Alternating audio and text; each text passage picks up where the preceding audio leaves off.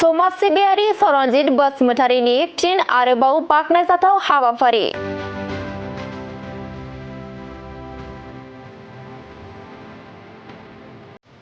बे खेबावबो थाइसेबो रां लायालासे जेसिबि आरो ट्रेक्टरजों खामानि मावनानै होदों समाज सिबियारि सरनजित बसुमतारीया।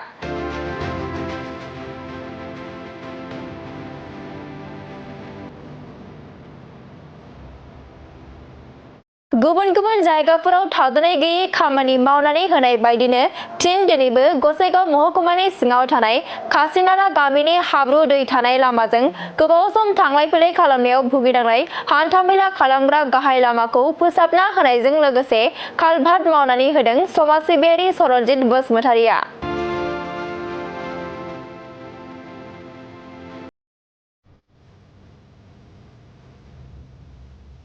बिथांनिफ्राय बेबादि हेफाजाब मोननो हानानै खासिनाला गामिनि गामिगोरा रुबेन चन्द्र नार्जारिया समाज सिबियारि सरनजित बसुमतारीखौ खौरांनि गेजेरजों साबायखर बावहरदों।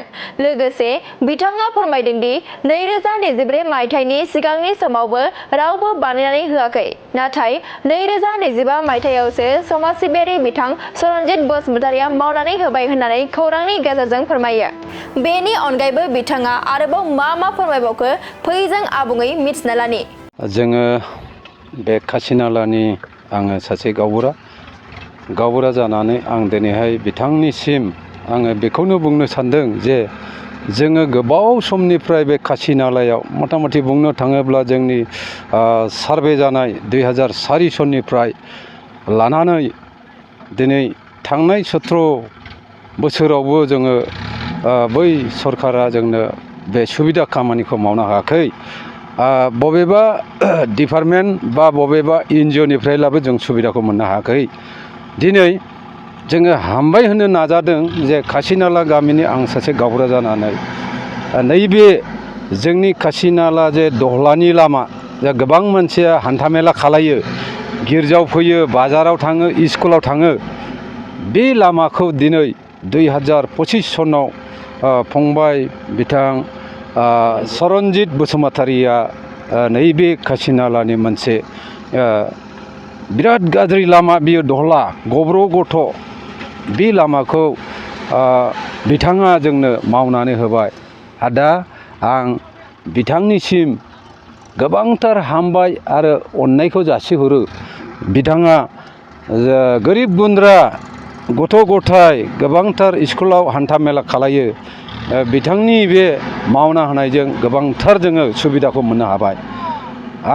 हेडमेन जानानै आं बिथांखौ रोजा रोजा साबायखर होयो। बिथाङा बेबायदिनो गोबांथार समाज सिबिनायावहाय बिथाङा गोबांथार मावख्रुबनानै होनायखौ जोङो नुनो मोनदों।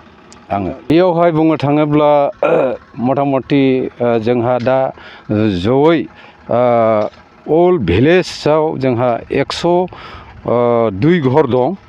दा बे 102 घरनि मादाव बे लामाजों मेक्सिमाम 50-60 घरानो हान्था मेला खालायो।